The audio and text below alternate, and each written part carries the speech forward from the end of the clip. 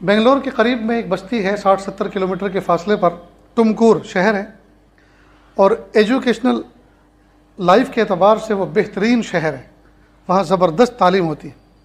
وہاں کے رہنے والے مولانا خالد بیگ صاحب ہمارے محبت والے ساتھیوں میں سے ہیں، ندوۃ العلماء لکھنؤ سے فارغ ہیں۔ حضرت مولانا علی محمد ندوی رحمۃ اللہ علیہ نے اپنی حیات میں ان کو کہا کہ مولوی خالد آپ اسلامک اسکول بناؤ، کہ حضرت اسکول میں پڑھا ضرور ہوں لیکن اسلامک اسکول سے مراد کیا ہے؟ کہ دیکھو دو طرح کے اسکول ہوتے ہیں، ایک مسلم اسکول اور ایک اسلامک اسکول۔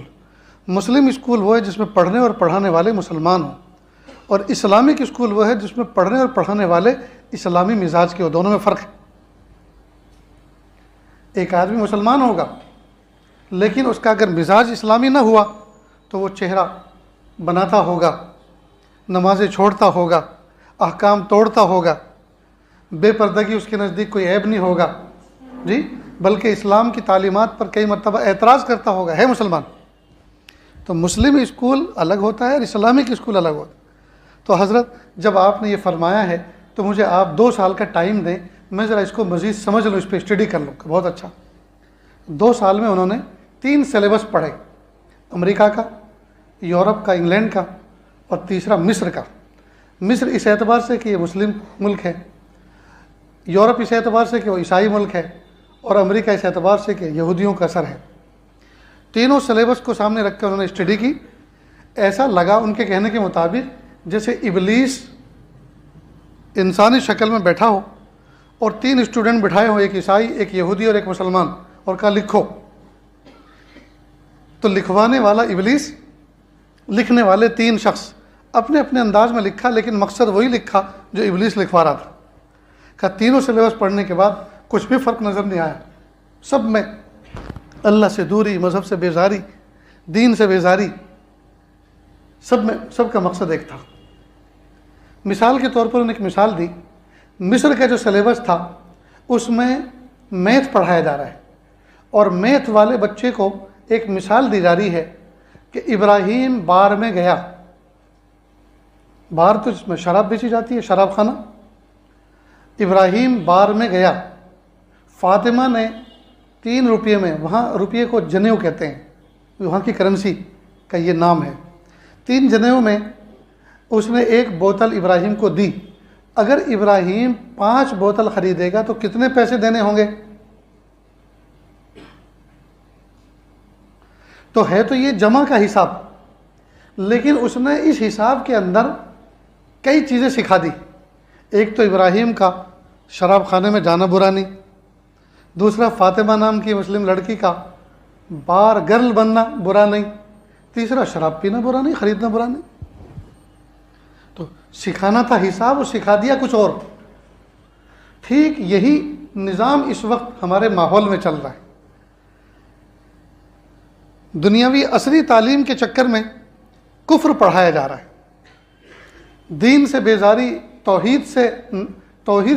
توحید کے بجائے شرک کی طرف رغبت، یہ سب سکھایا جا رہا ہے، اور ہمارے کانوں پہ جو تک نہیں رہیں گے، ہمیں پتہ ہی نہیں ہے، اس لیے کہ کس کو فرصت ہے؟ باپ صبح سے لے کر پیسہ پیسہ پیسہ، پیسہ ہو چاہے جیسا ہو، شام کو جاتا ہے دسترخوان پہ بیٹھتا تو اتنی فرصت نہیں ہے بچوں سے ہیلو ہائی کریں، پوچھیں بیٹا نماز پڑھی، اسکول گئے تھے، مدرسے گئے تھے، ہوم ورک کیا، میں کھانے کے بعد دیکھوں گا، تمہاری کاپی چیک کروں گا۔ تو فرصت نہیں ہے، وہ ادھر فون لگا رہا ہے، ادھر لگا رہا ہے، کھا رہا ہے، اسے یہ پتہ نہیں میں کیا کھا رہا ہوں، اس کا ذائقہ کیا ہے، بیوی پریشان۔ اتنی محنتوں سے ہم پکاتے ہیں، ایک لفظ ماشاءاللہ الحمدللہ کا تعریف کرنے کے لیے بہت اچھی چیز بنائی۔ ایسے میں تم جتنے مصلی یہاں بیٹھے سب کے ہاتھ چیک کروں تو میرے سے زیادہ نرم ہوں گے، روئی کی طرح۔ کیوں؟ اس لیے کہ کوئی ہتھوڑا چلانے والا کام تو ہے نہیں اس زمانے میں، کوئی تیشا چلانے والا کام تو ہے نہیں اس زمانے میں، سب یا تو انٹرنیٹ پہ بیٹھے ہوئے ہیں یا آفس میں بیٹھے ہوئے ہیں، کوئی کام نہیں ہے جی۔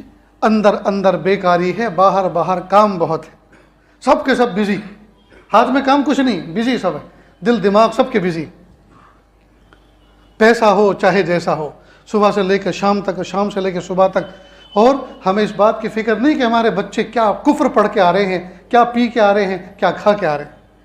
میرے بھائیو، اللہ کے لیے وقت نکالو، اپنے بچوں کو لے کر بیٹھو، وہ سلیبس میں آج کیا پڑھ کر آئے ہیں جی، ایسے ایسے سوالات ان سے کیے جا رہے ہیں، بتاؤ تمہارے ماحول میں ارد گرد کون کون سے درخت وہ ہیں جن کی پوجا کی جاتی ہے، اور تم کون سے درخت کی پوجا کرتے ہو، بتائیے۔